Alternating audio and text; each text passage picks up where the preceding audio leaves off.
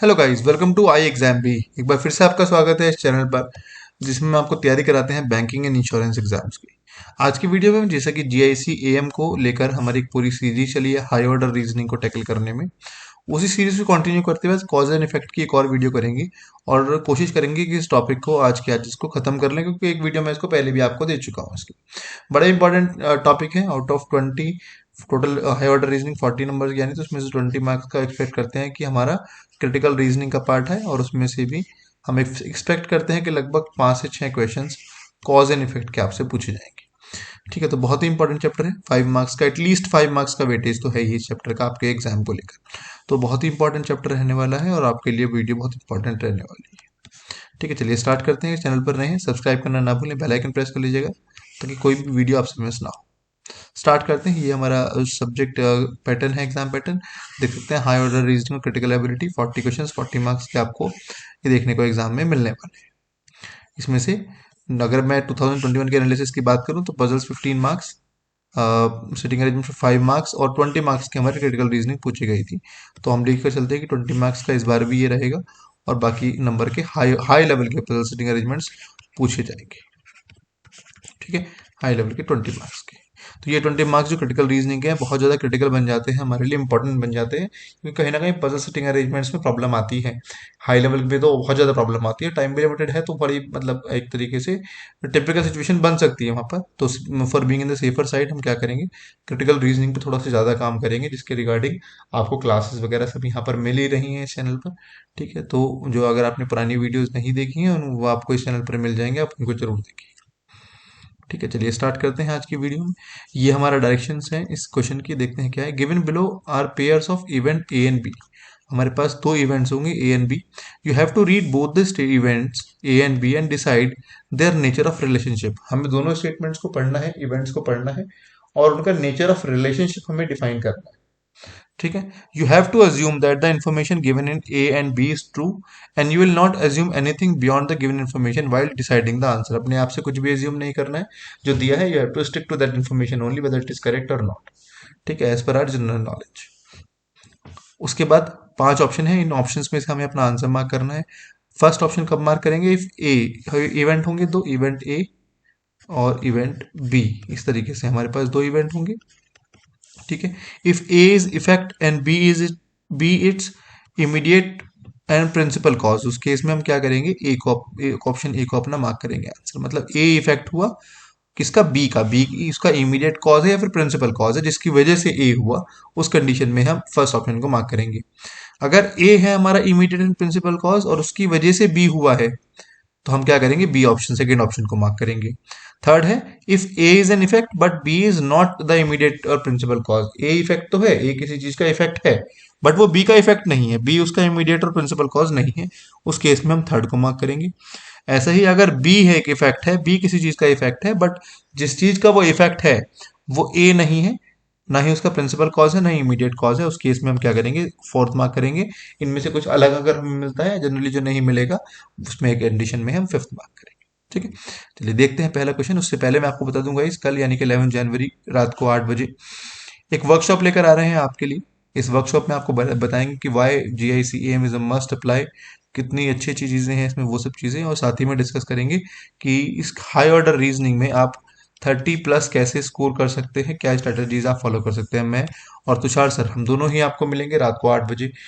तो अगर आप इस वर्कशॉप में हमारे साथ जुड़ना चाहते हैं तो वीडियो के डिस्क्रिप्शन में लिंक है, कमेंट सेक्शन में भी मैं पिन करा दूंगा लिंक को। आप दोनों में से किसी भी लिंक पे अपने आप को रजिस्टर कीजिए और शाम को ठीक 8 बजे आप इस वर्कशॉप को, फ्री वर्कशॉप है, फ्री ऑफ कॉस्ट आपको गाइडेंस मिल जाएगा इस एग्जाम को लेकर। क्योंकि देखो बहुत तरह की चीज़ें चल रही हैं और अब तक ज़्यादातर लोगों ने अप्लाई नहीं किया है, मैं आपको बताऊं।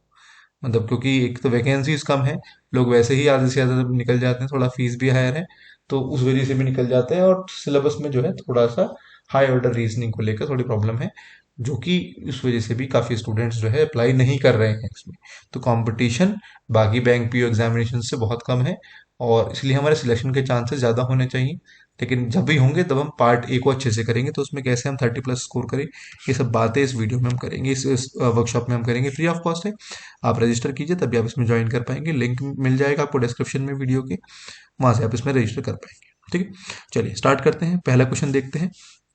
इवेंट ए हमारा क्या कहता है, researchers at Bengaluru based trans disciplinary university TDU have found that when water inoculated with colony forming units of एसरेकिया कॉली,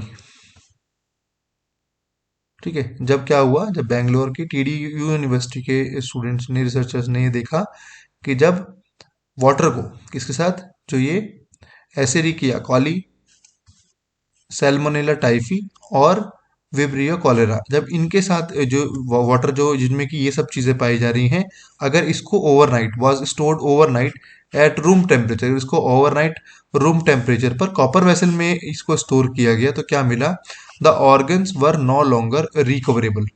ये जो सभी ऑर्गन्स थे, इसको जो भी बीमारियां कॉज कर रहे थे, इसके जो सभी ऑर्गन्स ऑर्गेनिज्म थे, वो सब क्या हुए, रिकवर नहीं हो पाए व्हेन कल्टीवेटेड, व्हेन कल्चर्ड, ठीक है, कंपेयर टू, किसके कंपैरिजन में, to water stored in controlled glass bottles under similar condition. इस कंडीशन में जब कंट्रोल ग्लास बॉटल में उनको रखा गया, तो उसके मुकाबले कॉपर वेसल्स में जब रखे गए सेम वाटर को, तो उसमें ये सब रिकवर, दोबारा ऑर्गेनिज्म रिकवर नहीं कर पाए।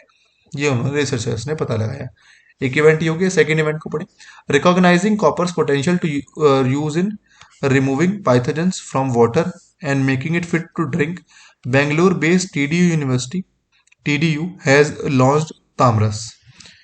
कॉपर की प्रॉपर्टीज को देखते हुए कि वो वाटर में से पैथोजेंस निकाल दे रहा है और इसको पीने लायक बना रहा है, वो यूनिवर्सिटी ने क्या किया, एक तामरस लॉन्च किया। तामरस क्या है, a low cost copper based water purification system for rural areas, ठीक है।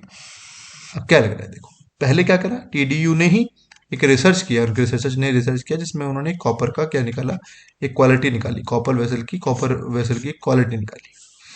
सेकंड में क्या किया कि क्वालिटी को आइडेंटिफाई करने के बाद उन्होंने एक अपना तामरस करके एक एपरेटस, एक प्योरिफिकेशन डिवाइस उन्होंने लॉन्च कर दी।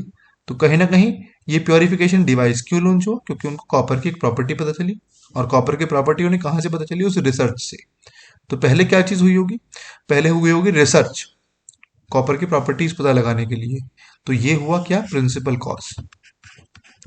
इसी की वजह से जब उन्होंने कॉपर की प्रॉपर्टी बदल गई, तो उन्होंने क्या किया, तामरस को उन्होंने लॉन्च किया। तो ये प्रिंसिपल कॉज की वजह से सेकंड हुआ, यानी कि ए प्रिंसिपल कॉज है और बी इसका इफेक्ट है। तो देखिए जरा, A is the immediate and principal cause and B is effect, option 2 is correct answer, ठीक है। सेकंड चलते हैं, इवेंट ए आपकी बार क्या है, in a bid to ensure that officer are always on the hand to deal with unforeseen disasters such as the one the city witnessed recently. क्या हुआ कि एक चीज को ध्यान में रखते हुए कि जो ऑफिसर्स हैं उनको कभी भी एक अनफोर्सिन डिजास्टर से हैंडल करना पड़ जा सकता है, जैसे कि अभी सिटी में रिसेंटली हुआ, किसी सिटी की बात कर रहे होंगे। द नगर पालिका commission had issued N order cancelling the leaves of officer and engineers in the पालिका। उन्होंने क्या किया, इस चीज को देखते हुए नगर पालिका कमीशन ने क्या किया, एक ऑर्डर इशू किया जिससे कि सभी लीव जो है ऑफिसर्स एंड इंजीनियर्स की, वो कैंसिल हो गई, ठीक है। एक ये हुआ। सेकंड देखते हैं, all joint commissioners were instructed to identify the roads and low lying areas prone to water logging and take step to prevent the same. इसमें बिल्कुल ये लगे, इसमें कहा कि ऑल जो जो भी कमिश्नर्स हैं उनको बताया गया कि क्या करना है, कि जो रोड्स हैं, लो लाइंग एरियाज हैं, यहाँ पर वाटर लॉगिंग हो सकती है, वहां पर क्या कर सकते हैं कि प्रिवेंट करने के लिए उनको इंस्ट्रक्ट किया गया। तो ये अलग चीज है ना। अब क्या हुआ, ये हमारा इफेक्ट इसमें देखो क्या बन रहा है। पहली चीज, पहला वाला क्या है, पहला वाला किसी चीज का इफेक्ट है, कंडीशन कोई हुई है ना, कुछ प्रॉब्लम हुई वहां पर, कोई सिटी में कोई डिजास्टर आया जिस वजह से पहला वाला यहाँ पर कॉज में आया, बट इसका ये इफेक्ट आया। लेकिन सेकंड वाले में देखोगे आप, अगर ये प्रिंसिपल कॉज नहीं है, इस वजह से उनकी छुट्टियां कैंसिल नहीं हुई हैं। छुट्टियां कैंसिल उनकी क्यों हुई है, क्योंकि वहां पर सिटी में कोई डिजास्टर आया जिस वजह से ऑफिसर्स को ही वो डील करना था, और उस डीलिंग की वजह से ही उनकी छुट्टियां कैंसिल हुई हैं। लेकिन सेकंड में इस तरह का कुछ भी कॉज दिया नहीं गया है, तो फर्स्ट इफेक्ट है बट सेकंड उसका कॉज नहीं है। So A is an effect but B is not an immediate cause. तो ये सी ऑप्शन यानी कि third option is the correct answer, ठीक है। एक और क्वेश्चन करते हैं, more than 70 students went on hunger strike for 3 days when they were barred from written examination due to attendance shortage। क्या हुआ, 70 से ज्यादा स्टूडेंट्स हंगर स्ट्राइक पर चले गए, कब, 3 दिन के लिए। कब चले गए, जब उनको अटेंडेंस शॉर्टेज की वजह से एग्जाम में नहीं बैठने दिया गया, एग्जाम से बाहर कर दिया गया। ठीक है, ये हुआ एक इवेंट। सेकंड इवेंट क्या है, the college has been asked, college से कहा गया है, पूछा कहा गया to conduct 12 50 minute special classes की 12 50 मिनट की स्पेशल क्लासेस चलाई जाए फॉर 3 डेज, 3 दिनों के लिए, फॉर रिटेन स्टूडेंट्स, के लिए जो स्टूडेंट रिटेन किए गए, बाहर किए गए एग्जाम से, उनके लिए 50 50 मिनट की 12 क्लासेस चलाई जाए, कॉलेज से ये कहा गया। ठीक है, तो यहाँ पर देखो एक चीज दिख रही है कि क्यों क्यों क्यों ये क्लासेस करने की जरूरत पड़ रही है, 12 क्यों इनकी डिमांड आ रही है, क्योंकि वो स्टूडेंट्स एग्जाम नहीं दे पाए, वो 70 स्टूडेंट्स 3 दिनों के हंगर स्ट्राइक की वजह से एग्जाम नहीं दे पाए, तो उनके लिए 3 दिनों की स्पेशल क्लासेस देने की मांग चल रही है। ठीक है, ताकि वो उनके अटेंडेंस शॉर्टेज है वो भी पूरी हो जाए और उनका एग्जाम भी हो जाए वहां पर। तो फर्स्ट वाला क्या है, देखो इसका प्रिंसिपल कॉज है ना, इस कॉज की वजह से, इस वजह से क्योंकि वो एग्जाम नहीं दे पाए, ये सेकंड वाला चीज हुई है, this happened because of the first one. So यहाँ पर क्या है कि first is the principal cause and second is effect, so A is the principal cause and second is the effect, option B is the correct answer. ठीक है, इस type के कुछ क्वेश्चन हमारे एग्जाम में पूछे जाएंगे डेफिनेटली, तो ये आप ध्यान रखिए, इस टाइप के क्वेश्चन आपको करने हैं, डेफिनेटली आपके एग्जाम के लिए इंपॉर्टेंट है। बार बार आपसे बोल रहा हूँ, फ्री वर्कशॉप में रजिस्टर करना ना भूलें गाइस, बहुत इंपॉर्टेंट है, आपको सभी जानकारी यहाँ पर मिल जाएगी। और जिनको अभी भी तक क्लियरिटी नहीं है कि ये फॉर्म भरे ना भरे, उनके लिए तो बहुत ज़्यादा जरूरी हो जाएगा। बाकी जिन्होंने भर दिया है उनको कैसे तैयारी करनी है, क्या चीज़ें करनी है, यहाँ पर आप सीधा मुझसे बात कर सकते हैं, तुषार सर से बात कर सकते हैं, और आपको सभी क्वेश्चंस के आंसर आपके मिल जाएंगे। यही था आज की वीडियो में गाइस, मिलते हैं किसी नेक्स्ट वीडियो में, till then bye, take care and all the very best guys.